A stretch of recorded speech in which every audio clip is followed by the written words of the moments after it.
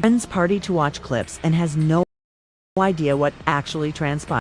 Two energies in one evening. The internet does what it always begins to complete.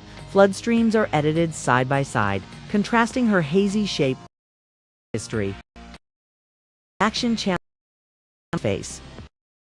Slow her response and comment sexing how these storylines are incompatible with, and that's where the entire mess is.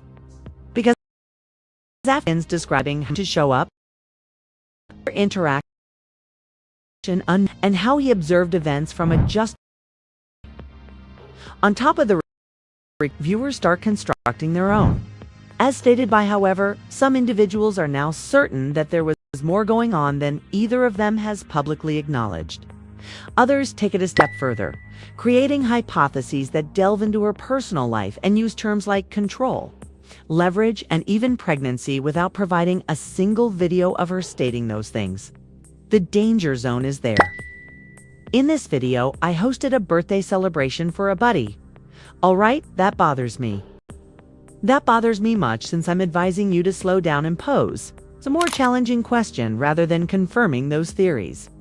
When the rumors and what to her statements and his timetable truly convey the predicament? Settling notion keeps coming up in the comments as we begin to examine that. She may have already said more than she intended to, not because she spoke too much that evening. The atmosphere changes as concludes. It's subtle at first, weight that falls into the quiet between his tightening of the shoulders and a weakening.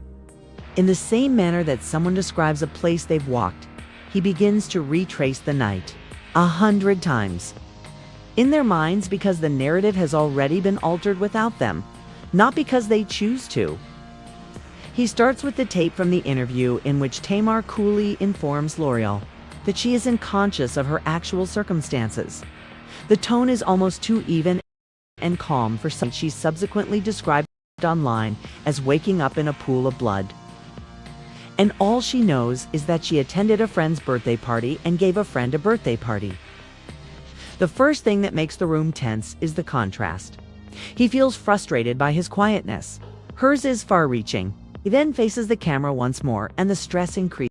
He states bluntly that he went to the month and broke apart. That he never come to this point. However, the moment sharper rather than softer, and more hand. And spectator's voice was filled with interview upsetting him, but he's also concerned about the pattern he thinks it represents. When Dot begins to outline the timeline, the narrative takes on a more somber tone. He remembers her and her pals, how they called him, and how they were only trying to find something to eat. Practically clinical. He wants a definite timeline. He wants the story she shared online to be revealed as something completely different. As soon as this clip is uploaded, comments start to appear. You claim that someone correcting a record than a buddy defending themselves? He believes it was purposefully twisted. And after that, the moment that subtly alters everything arrives. Mendeecees' third appearance was unplanned and unannounced. Although there are no theatrical elements in the way he expresses it, performance, he claims that it was he and Mendeecees found themselves in the same area due to unintentional circumstances. And that particular detail sows doubt in the minds of the audience, a seed that outgrows all else in the narrative. Threads start to develop. Why was Mendeecees around all the time?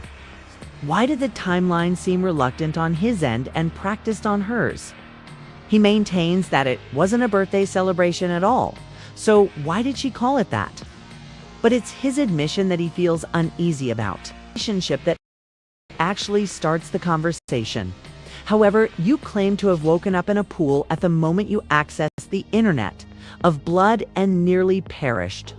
You said that you were or someone else with L'Oreal. and they advised us to consider the discomfort he acknowledges experiencing. Unease about their interactions. It's discomfort during the music video. Uncomfortable with Mendeecees' constant presence isn't presented as a charge. It's not shown as jealousy. It is presented as something he was unable to ignore any longer. It's a pattern that didn't appeal to him.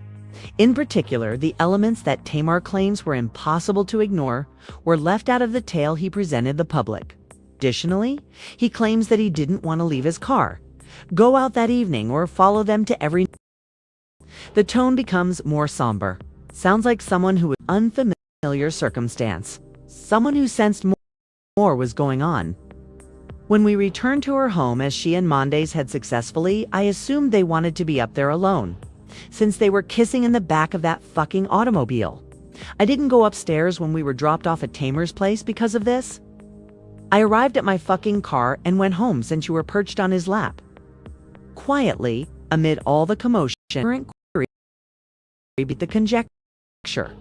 Why does this sound so complex if her narrative was so straightforward? When he claims that she fabricated a story that portrayed him as the one who harmed her and herself as the buddy who was wronged. The tension reaches its highest point. Every conversation revolves around that remark,